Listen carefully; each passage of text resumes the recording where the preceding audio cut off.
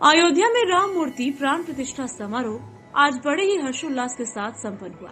ये समारोह पूरे देश में बड़े ही हर्षोल्लास के साथ मनाया जा रहा है।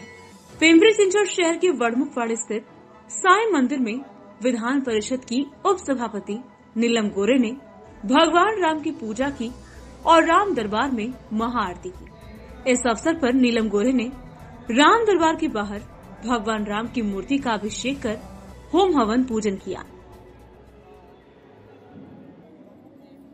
आपण ज्याला स्वातंत्र्य मिळालं त्यावेळेला तर आपल्याला संधी नव्हती, बऱ्याच जणांचा जन्मच झालेला नव्हता।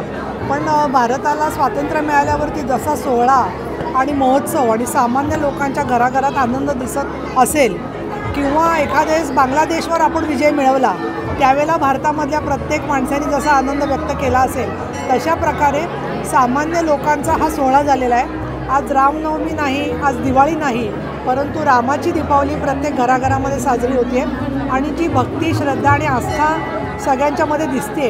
त्यामधून जगातल्या ज्या दुष्ट शक्ती आहेत, भारतातल्या ज्या दुष्ट शक्ती आहेत त्यांचा विनाश व्हावा आणि हे राज्य खऱ्या अर्थाने सुराज्य आणि डॉक्टर बाबासाहेब आंबेडकरांनी दिलेल्या घटनेप्रमाणे करण्याच्या दृष्टिकोनातून नरेंद्रजी मोदी यांना शक्ती द्यावी अशा प्रकारची प्रार्थना आम्ही श्रीरामांकडे केली।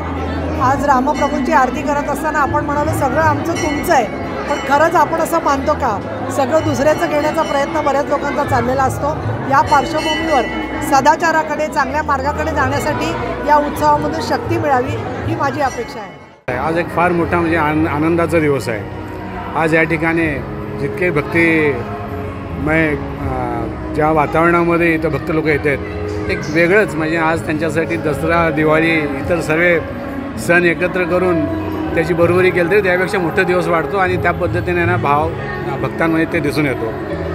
आज या ठिकाणी अयोध्यामध्ये आज रामांचं आगमन झालेलं आहे। प्रत्येकाच्या हृदयामध्ये राम तर होतेच होते, परंतु आज अयोध्यामध्ये आल्यामुळं असं वाटतं की राम आमच्यामध्ये वास्तवाला आलेले आहेत आणि आज तो वातावरण आहे ना आमच्याकडे इथं मंदिरामध्ये तोच वातावरण दिसून येतो।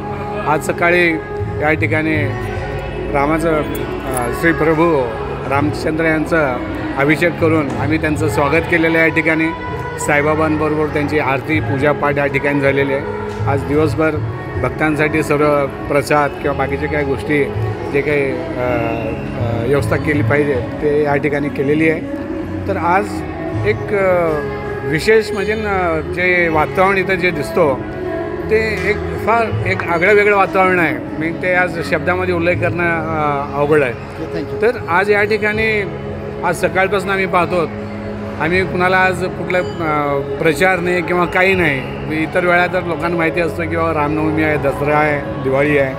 आज एक प्रभू रामाच्या नावाने या ठिकाणी जो कोणी भक्त येतो त्या वेशभूषामध्ये येतो आणि एक त्याचा एक वेगळंच आहे ना एक उत्सव तो या ठिकाणी आहे ना साजरा करत असतो। Bureau report, VSRS news, Pimpri Chinchwad.